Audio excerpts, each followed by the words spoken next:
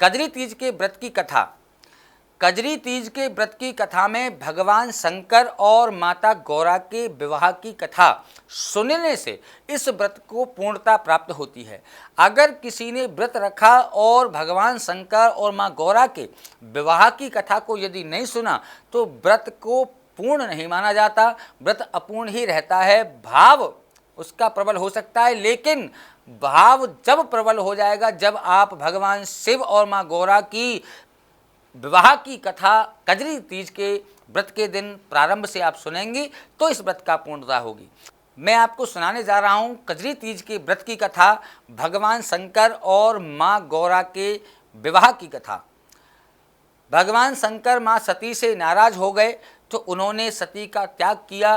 सती माता अपने पिता के घर यज्ञ में भगवान की बिना आज्ञा के पहुंची और उन्होंने वहां उनका भाग न देख करके सती ने उस अग्निकुंड में कूद करके अपने शरीर को योग अग्नि से जला करके अपने शरीर को नष्ट कर दिया। तब वो सती माता ने अपना दूसरा जन्म, अगला जन्म लिया पार्वती माता के रूप में राजा हिमाचल के यहाँ।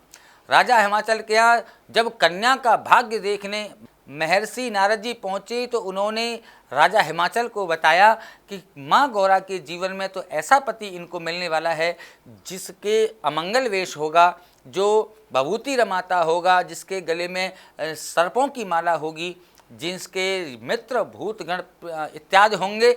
ऐसा दुल्हा सुन करके पिता की जो भावना थी वो आँख थी नम हो गई।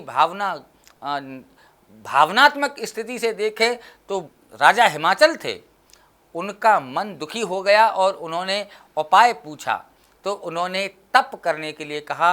बाल्यकाल से ही माँ गौरा तप के लिए वन में चली गईं और उन्होंने विशेष कठोर तप किया। वहाँ पर इनका एक नाम, सारा अन्न जल भोग त्यागने से इनका एक नाम अपर्णा भी हुआ।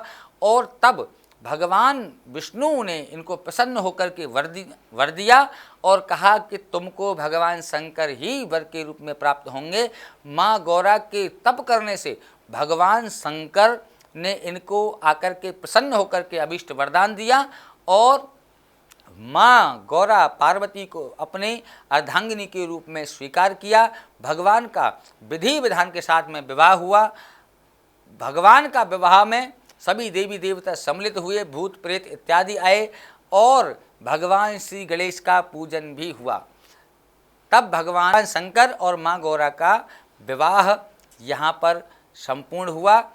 ये बड़ी पावनी कथा है। इस कथा का विस्तार यदि आप अपने घर पर ब्राह्मण को बुला करके, आचार्य को बुला करके श्रवण करती हैं तो निश्चित आपके जीवन में आपके पति की आयु लंबी बनी रहेगी, आपका सुहाग अमर रहेगा, आपके बच्चों की सदैव मंगल ही मंगल होते रहेंगे, उनके जीवन में सदैव अच्छा ही अच्छा रहेगा। राधे राधे, नमस्कार।